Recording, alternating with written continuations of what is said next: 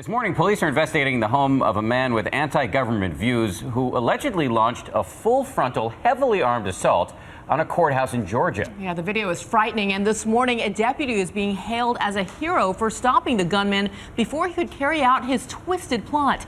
ABC's Steve Osunsami has the latest. Good morning, Dan and Bianna. Police here are saying this could have been a slaughter. That's the word they're using this morning, and they're crediting that deputy with saving many, many lives. Witnesses recording it on their cell phones couldn't believe it. Listen for yourself. That's gunfire. A gunman in a silver SUV trying to drive through the front of the Forsyth County Courthouse north of Atlanta. I heard pat, pat, pat, maybe 3 to 4. Look here, authorities say that orange smoke is smoke from grenades he dropped to stop police. They say the gunman was Dennis Marks, a self-described sovereign citizen who hated the government and was due in court Friday to answer drug and weapons charges. Police say he shot Deputy Daniel Rush, who was working outside, and the deputy shot back, a decision that saved everyone at the busy courthouse. The officer that was shot has a fractured fibula and tibia in his right leg. Good deputy, saved several lives. Police say Marks was carrying an assault rifle, tear gas, pepper spray, 2 handguns, a bomb, and flex ties that he planned to use to restrain people.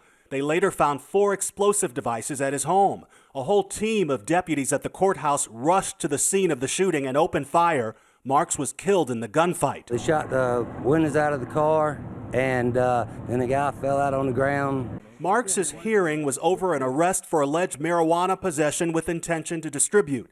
Last year, he filed a lawsuit against the sheriff's department, accusing deputies of illegal searches and using excessive force. The family of the injured deputy tells police they've received threats from social media from Marks' supporters.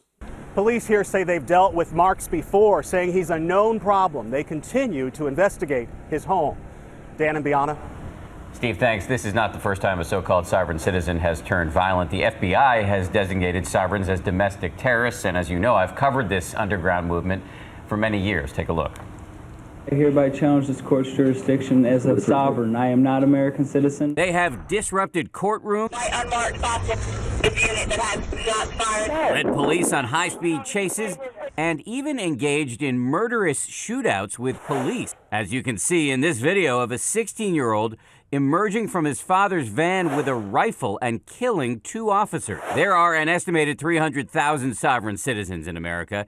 It's a decentralized, leaderless movement loosely built around an ideology often spread on the internet, which argues that people who declare themselves sovereign don't have to follow the laws the rest of us do. So many sovereigns believe they don't have to get driver's licenses, pay taxes, or honor their debts. Neighbors outraged to find out. Sovereigns have even attempted to take possession of foreclosed homes, as this 23-year-old rapper did in a Tony neighborhood of Boca Raton, Florida.